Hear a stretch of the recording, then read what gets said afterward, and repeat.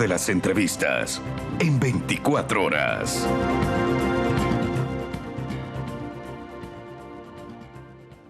A esta hora vamos a hacer contacto con Jerusalén, en Israel, donde son las 3 de la tarde con 18 minutos. Está con nosotros Gabriel Bentasgal. Él es politólogo, él es periodista, experto en temas de Medio Oriente. Gabriel, buenos días. Gracias por atendernos. Sé que hay momentos difíciles y agitados en este momento que la información lo requiere.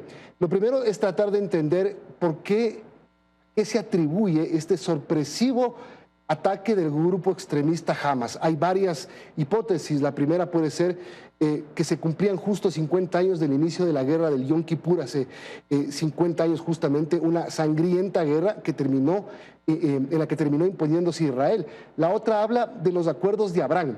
Este tema estratégicamente no le conviene a Irán, que estaría apoyando al grupo Hamas. Buenos días. Buenas tardes. Buenas tardes, Milton. Buenos días a ustedes. Mira, hay tres niveles. Desde el punto de vista estratégico o ideológico, Hamás no acepta la existencia de ningún Estado judío ni cristiano en cualquier lugar del Medio Oriente. Los judíos y los cristianos pueden vivir en el Medio Oriente, pero sometidos al Islam. Entonces, a nivel ideológico, no es una disputa por X territorio. Hamás no acepta el Estado judío, punto. Desde el punto de vista táctico, acá hay varios factores. Primero, Irán le interesa que haya un combate entre musulmanes y judíos para que los musulmanes sunitas, o sea, Arabia Saudita, no firmen un acuerdo de paz con Israel. Entonces, en todo momento que hay guerra, no se van a firmar acuerdos de paz o este acuerdo se pospone un poco. De todas formas, creo yo que es inevitable. Entonces, Irán está interesado en eso y en distraer la atención de lo que ocurre también en Irán. Entonces, y desde el punto de vista táctico también, Hamás tiene varias intenciones. Primero, que intenta vencer, derrotar dentro de la arena palestina a su rival ideológico, que es la Autoridad Palestina, que gobierna Cisjordania, no la Franja de Gaza. Además, se dio cuenta que Israel estaba medio dormido, que los servicios de inteligencia no estaban lo suficientemente despiertos. Entonces ahí tienes algo táctico que tiene que ver con qué quiere Hamás ahora. Y por último, está el nivel psicológico. Intentar humillar a Israel, haciendo lo mismo que hizo Egipto y Siria en la guerra de Yom Kippur, y también fotografiando, filmando imágenes que provoquen que el ciudadano israelí sea visto como endeble, débil, humillado, secuestrado, y eso le gana mucho prestigio entre los musulmanes radicales y entre los palestinos en general. Gabriel, ¿por qué se puede pensar que los servicios de inteligencia israelíes no estaban en alerta máxima? Unos dicen, era Shabbat, pero todos los sábados son Shabbat en el pueblo hebreo. Entonces, ¿no sería una justificación de por qué era Shabbat?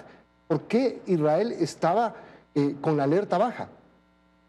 Yo creo que hay dos razones más. La primera, porque además de ser Shabbat y de ser Sukkot, que es la fiesta de las cabañas, hay dos premisas que demostraron estar equivocadas. La primera, Israel pensaba en este momento que Hamás era más débil y por lo tanto no se iba a atrever a hacer algo grave porque no quiere correr con las consecuencias. Esto demostró ser falso.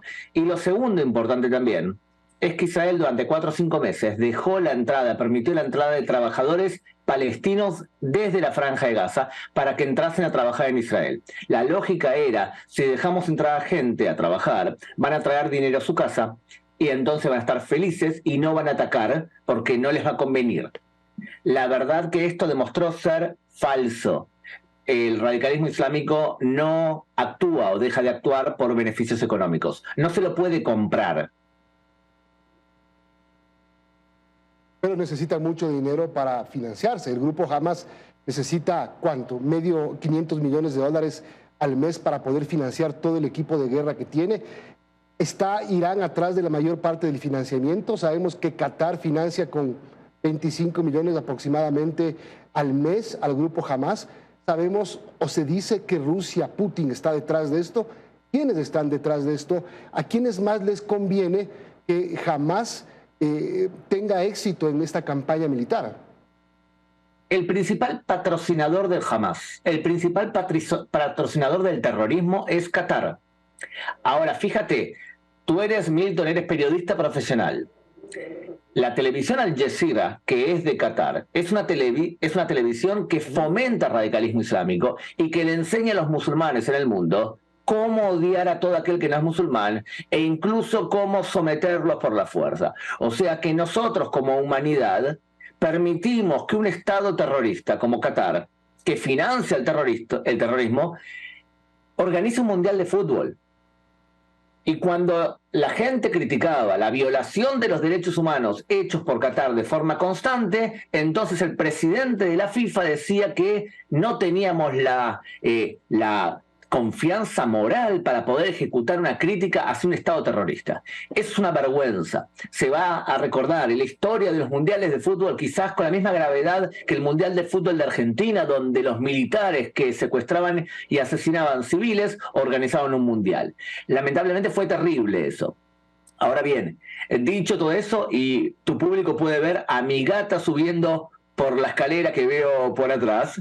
Es una muy buena gata que ahora está saliendo de atrás de los sillones porque cada tanto hay booms, o sea, hay explosiones de la cúpula de hierro. Justamente hay una explosión ahora porque están derribando cohetes en el aire. Mi gata mágicamente ha decidido salir. Debe ser que sabe que estamos al aire y quiere presenciar o la seguridad de que está protegida por la televisión. Volviendo, Rusia no está interesada en enfrentarse con Israel, Milton, porque Rusia lo que intenta hacer es tener una buena relación con Israel porque tiene terror, pánico que Israel le venda lo que Ucrania todo el tiempo pide. Ucrania pide cúpula de hierro y pide drones inteligentes que tiene Israel. Si Rusia se mete en contra de Israel, Ucrania va a recibir lo que tanto pide. Ahora, perdóname que haga esta acotación sobre lo que me acabas de decir. Estás en Jerusalén. ¿En este momento hay explosiones en Jerusalén?